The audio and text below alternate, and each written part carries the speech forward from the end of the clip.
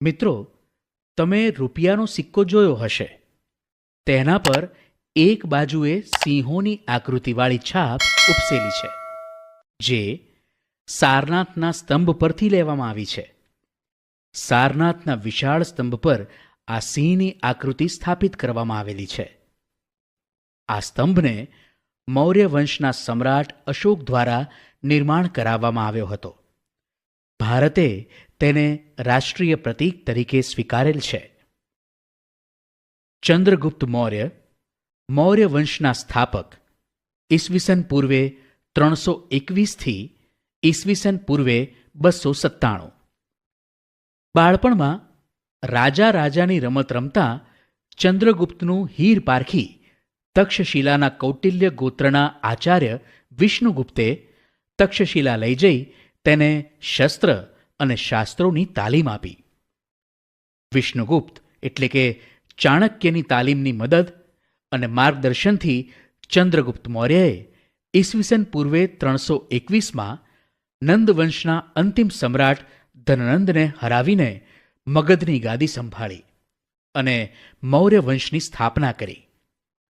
ચાણક્યની રાજનીતિ અને વહીવટ અંગેની કુશળતાનો સંપૂર્ણ લાભ ચંદ્રગુપ્તને મળ્યો. ચાણક્ય દ્વારા લખાયેલા અર્થશાસ્ત્ર નામના ગ્રંથમાંથી તે સમયના રાજકીય, આર્થિક અને સામાજિક જીવનની માહિતી મળે છે. ચંદ્રગુપ્તની તમામ સિદ્ધિઓમાં ચાણક્યના મુત્સદ્દીગીરી ભર્યા માર્ગદર્શનને ઘણો મહત્વનો ભાગ ભજવ્યો છે. ગ્રીક રાજા સેલ્યુક્સ નિકેતરને હરાવીને ચંદ્રગુપ્તે 4 પ્રદેશો કાબુલ, કંદહાર, હેરાત અને બલુચિસ્તાન જીત્યા હતા. ચંદ્રગુપ્તની બહાદુરીથી પ્રભાવિત થઈ સેલ્યુક્સે પોતાની પુત્રી હેલેનાને ચંદ્રગુપ્ત સાથે પરણાવી અને પોતાના રાજદૂત મેગેસ્થિનીસને તેના દરબારમાં મોકલ્યો. પાટલીપુત્રમાં રોકાણ દરમિયાન મેગેસ્થનીસે લખેલ પુસ્તક ઇન્ડિકામાંથી મગધ સામ્રાજ્યના પાટનગર અને એના વહીવટ વિશેની અગત્યની અને આધારભૂત જાણકારી મળે છે. ચંદ્રગુપ્તે પોતાની વીરતા અને ચાણક્યની રાજનૈતિક કુશળતાથી પોતાની સત્તાનો પ્રસાર ભારતના અન્ય પ્રદેશોમાં કરી સમગ્ર ભારત પર એક સાર્વભૌમ સત્તા સ્થાપવાનો પ્રયત્ન કર્યો. ઉત્તરમાં અફઘાનિસ્તાન, પેશાવર, કંદહારથી લઈને પૂર્વમાં બંગાળ સુધી તેનું શાસન હતું. પશ્ચિમ ભારત પર એની સત્તા હતી. સૌરાષ્ટ્રમાં પણ તેનું શાસન હોવાનું તથા પુષ્યગુપ્ત નામના વૈશ્ય અમાત્યને ત્યાંના રાષ્ટ્રીય રાજ્યપાલ તરીકે નિમ્યા હોવાનું આધારોમાં જણાવેલ છે. સૌરાષ્ટ્રમાં આવેલ ગિરિનગર એટલે કે જૂનાગઢના ગિરનાર પર્વતમાંથી નીકળતી નદીઓ પર બંધ બાંધીને પુષ્યગુપ્તે સુદર્શન તળાવનું નિર્માણ કરાવ્યું હતું. દક્ષિણ ભારતના કોંકણ, કર્ણાટક, મહારાષ્ટ્ર વગેરે પ્રદેશો પણ મગધ સામ્રાજ્યનો એક ભાગ હતા. વાયવ્યમાં છેક પશ્ચિમ ગાંધાર એટલે કે આજનું અફઘાનિસ્તાન સુધીના પ્રદેશો પણ ચંદ્રગુપ્તની સત્તા હેઠળ હતા. આમ સમગ્ર ભારત પર મૌર્ય સામ્રાજ્યની સાર્વભૌમ સત્તા પ્રવર્તી હતી. આ નકશો જુઓ. તેમાં મૌર્ય સામ્રાજ્ય સમયના મહત્વપૂર્ણ નગરો અને અભિલેખો મળેલ સ્થળ દર્શાવેલ છે. રાજદૂત એટલે એક રાજ્યનો બીજા રાજ્યમાં મોકલવામાં આવેલ પ્રતિનિધિ. ચંદ્રગુપ્તે તેના જીવનનો અંતિમ સમય જૈન મુનિ ભદ્રબાહુ સાથે મૈસૂર, હાલના કર્ણાટકના શ્રવણબિલગોડામાં વિતાવ્યો હતો. ઈસવીસન પૂર્વે 297માં તે મૃત્યુ પામ્યો. ચંદ્રગુપ્તે 24 વર્ષ રાજ્ય કર્યાનું અને છેલ્લા વર્ષોમાં તેણે જૈન ધર્મ અપનાવ્યાની વાત જૈન પુરાણોમાંથી મળી આવે છે. ભારતમાં મૌર્ય વંશના સ્થાપના પહેલાનો ઇતિહાસ આદ્ય ઇતિહાસ તરીકે ઓળખવામાં આવે છે. મૌર્ય વંશની સ્થાપનાની ચોક્કસ અને આધારભૂત માહિતી વિવિધ સ્ત્રોતોમાંથી મળી રહે છે. ચંદ્રગુપ્ત મૌર્ય દ્વારા વિષ્ણુગુપ્તની મદદથી સ્થાપવામાં આવેલું મૌર્ય સામ્રાજ્ય ભારતનું પ્રથમ ઐતિહાસિક સામ્રાજ્ય કહેવાય છે. મૌર્ય વંશની જાણકારી મેળવવા આ કૃતિઓ ઉપયોગી છે. આ ઉપરાંત મૌર્ય સમ્રાટોએ કોતરાવેલા શિલાલેખો, સ્તંભલેખો, ગુફાલેખો, સ્તૂપો અને વિહારો વગેરેમાંથી પણ ઐતિહાસિક માહિતી પ્રાપ્ત થાય છે. આ એશિયા ખંડનો સૌથી જૂનો અને લાંબો મુખ્ય રોડ છે.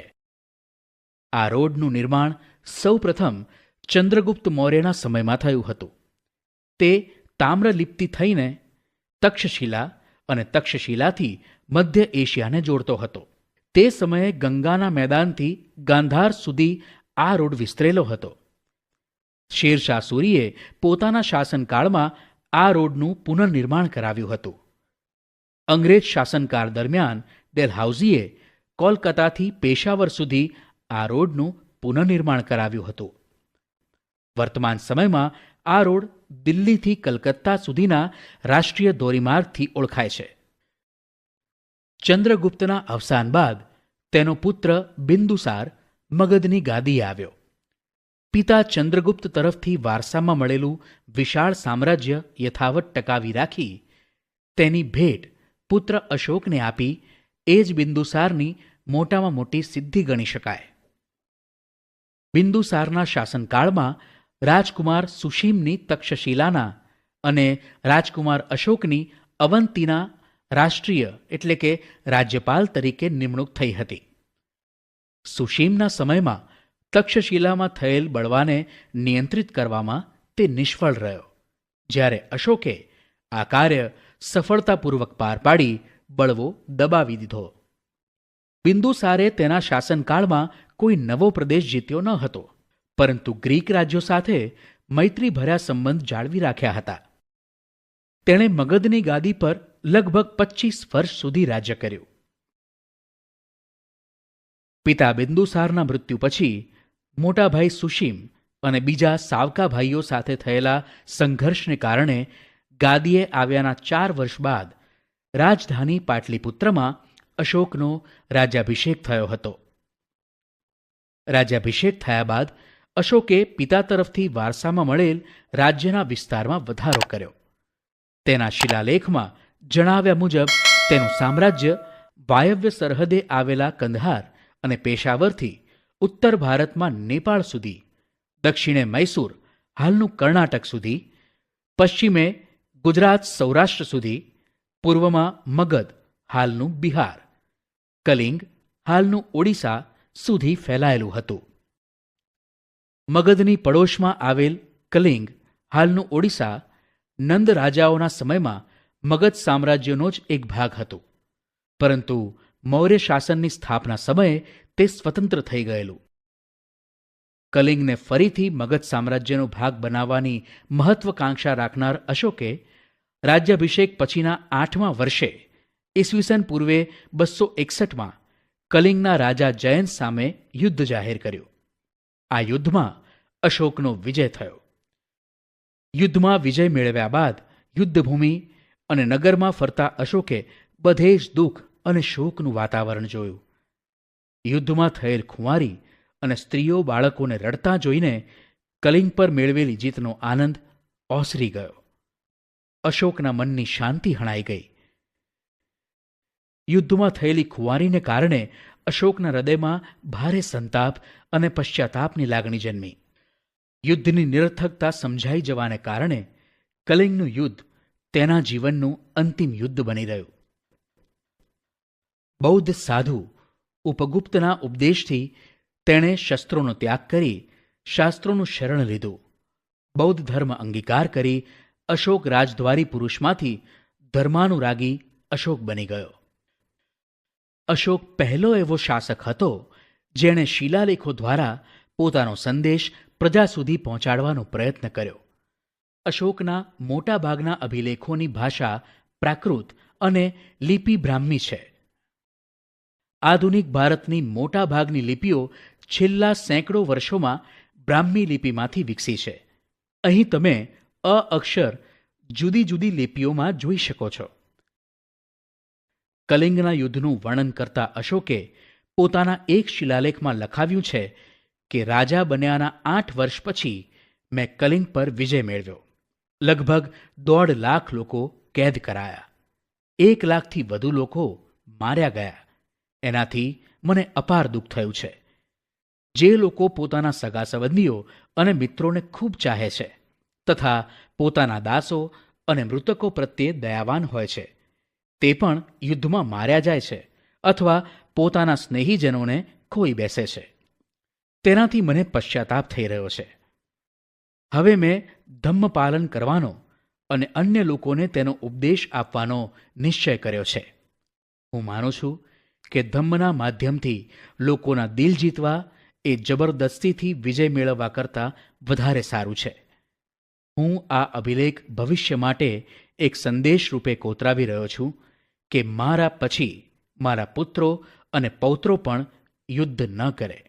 ધમ્મનો ફેલાવો કેવી રીતે કરી શકાય તે અંગે તેમણે વિચારવું જોઈએ. ધમ્મ સંસ્કૃત શબ્દ ધર્મનું પ્રાકૃત રૂપ છે. ગુજરાતના જૂનાગઢમાં ગિરનાર પર્વત તરફ દામોદર કુંડ જતાં અશોકનો શિલાલેખ મળી આવેલ છે, જે પ્રાકૃત ભાષામાં લખાયેલ છે. આ શિલાલેખોમાં 3 રાજવીઓના લેખો છે. આ લેખ રાજા મહાક્ષત્રપ રુદ્રદામાનો લેખ છે. આ લેખમાં મૌર્ય રાજા ચંદ્રગુપ્તના રાષ્ટ્રીય પુષ્યગુપ્ત દ્વારા નિર્માણ કરવામાં આવેલ સુદર્શન તળાવ અને અશોકના રાષ્ટ્રીય યવનરાજ દ્વારા સિંચાઈ માટે તેમાંથી નહેરો કાઢવાની વિગતો આપવામાં આવેલ છે. અશોકે દેશભરમાં આવેલા બૌદ્ધ તીર્થધામોની યાત્રા કરી. યાત્રા દરમિયાન બૌદ્ધ ધર્મનો પ્રચાર કર્યો.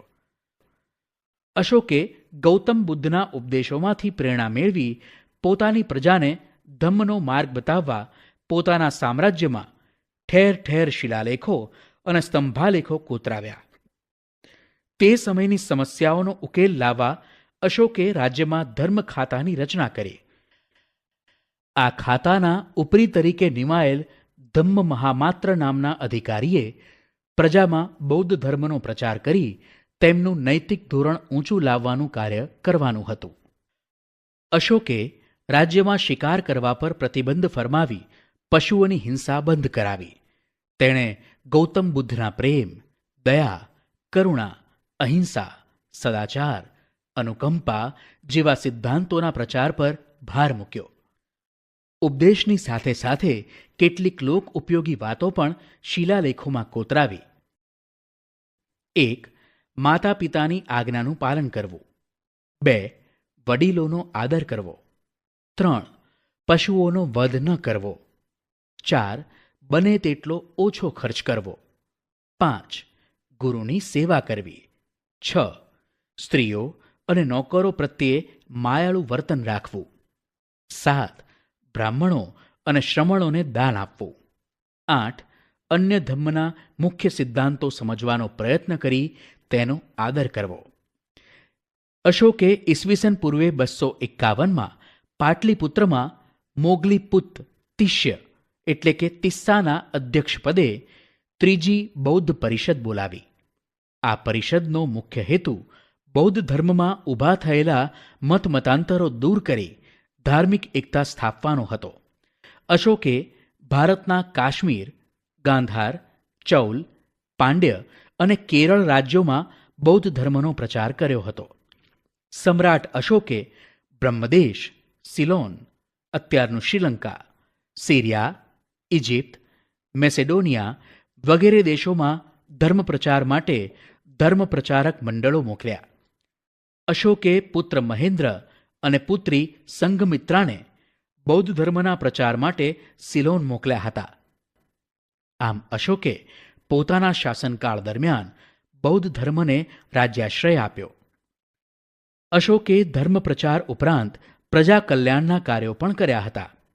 અશોકે માનવ અને પશુઓની સારવારની વ્યવસ્થા કરી, કૂવા ખોદાવ્યા, વૃક્ષો રોપાવ્યા, રસ્તા બનાવ્યા અને વિશ્રામ ગૃહોનું નિર્માણ કરાવ્યું. સમ્રાટ અશોકે રાજગાદી મેળવવા ખટપટો કરી, યુદ્ધો દ્વારા સામ્રાજ્યનો વિસ્તાર કરી મહાસામ્રાજ્યનું નિર્માણ કર્યું. મહત્વકાંક્ષા પૂરી કરવા કલિંગ પર ચઢાઈ કરી. યુદ્ધમાં થયેલ ખુંવારી જોઈ તેમનું હૃદય પરિવર્તન થતાં તે બૌદ્ધ ધર્મના પ્રચારક અને ઉપદેશક બની ગયા. ધર્મ પ્રચારાર્થે વિદેશોમાં ગયેલા પ્રચારક મંડળોએ ત્યાં ભારતીય સંસ્કૃતિની સુવાસ ફેલાવી. અશોકના ગુણો અને કાર્યોને લીધે તે ઇતિહાસમાં મહાન રાજવી તરીકે સ્થાન ધરાવે છે. ઈસવીસન પૂર્વે 232માં સમ્રાટ અશોકનું અવસાન થયું. તેમણે 36 વર્ષ શાસન કર્યું. ચંદ્રગુપ્ત મૌર્યએ વિશાળ સામ્રાજ્યનું નિર્માણ કર્યું. તેનો વિસ્તાર સમ્રાટ અશોકે કર્યો. વિશાળ મૌર્ય સામ્રાજ્યના વિભાગ પાડી તેનો સુવ્યવસ્થિત વહીવટ ચલાવવા માટેનું આયોજન ચંદ્રગુપ્તના મુખ્યમંત્રી અને પ્રમુખ રાજનીતિજ્ઞ વિષ્ણુગુપ્ત ચાણક્ય કૌટિલ્ય દ્વારા કરવામાં આવ્યું હતું. આ સમયના વહીવટી તંત્રના 3 વિભાગો હતા: અ કેન્દ્રીય, બ પ્રાંતીય, ક પ્રાદેશિક એટલે કે સ્થાનિક. અ કેન્દ્રીય વહીવટી તંત્ર સમ્રાટ શાસન વ્યવસ્થામાં કેન્દ્ર સ્થાને હતો. તે સામ્રાજ્યનો વહીવટી, લશ્કરી અને ન્યાયતંત્રનો વડો હતો. તેનું પદ વંશ પરંપરાગત હતું. પાટલીપુત્ર અને તેની આજુબાજુનો પ્રદેશ સમ્રાટના સીધા અંકુશ હેઠળ હતો. તે મંત્રીઓ અને ઉચ્ચ અધિકારીઓની મદદથી વહીવટ ચલાવતો. ચાણક્યએ કુલ 18 ખાતાઓ દર્શાવ્યા છે, જેમાંથી મુખ્ય ખાતાઓ અને તેના ઉપરી આ મુજબ છે. બ પ્રાંતીય વહીવટી તંત્ર વિશાળ મૌર્ય સામ્રાજ્યને વહીવટી સરળતા ખાતર 5 વિભાગમાં વહેંચવામાં આવ્યું હતું.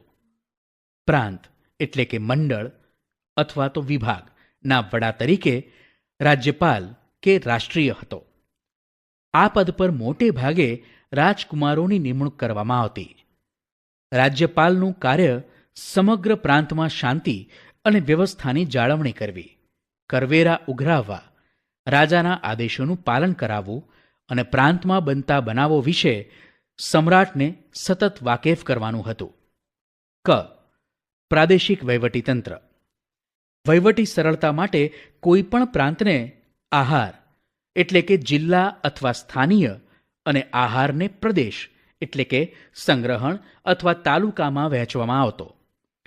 આહારનો અધિકારી રાજુક એટલે કે આહારપતિ અથવા સ્થાનિક અને પ્રદેશનો અધિકારી પ્રાદેશિક એટલે કે ગોપ કહેવાતો.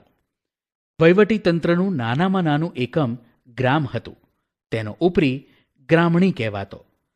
ગામના ચૂંટાયેલા સભ્યોની સમિતિની મદદથી ગ્રામણી ગ્રામનો વહીવટ ચલાવતો. સમ્રાટ અશોકના મૃત્યુ બાદ તેના ઉત્તરાધિકારીઓ વિશે બ્રાહ્મણ, જૈન અને બૌદ્ધ ગ્રંથોમાંથી જુદી જુદી માહિતી મળે છે. પુરાણોમાં આપેલ માહિતી મુજબ મૌર્ય વંશમાં થઈ ગયેલ કુલ 9 કે 10 રાજાઓએ મળી કુલ 137 વર્ષ શાસન કર્યું હતું. બૌદ્ધ ગ્રંથોમાં જણાવ્યા મુજબ અશોક પછી અનુક્રમે કુણાલ, સંપ્રતિ, શાલિસુક, જયલોક કે જલોક, દશરથ, દેવવર્મા, શતધન્વા અને બૃહદ્રથ રાજાઓ થઈ ગયા.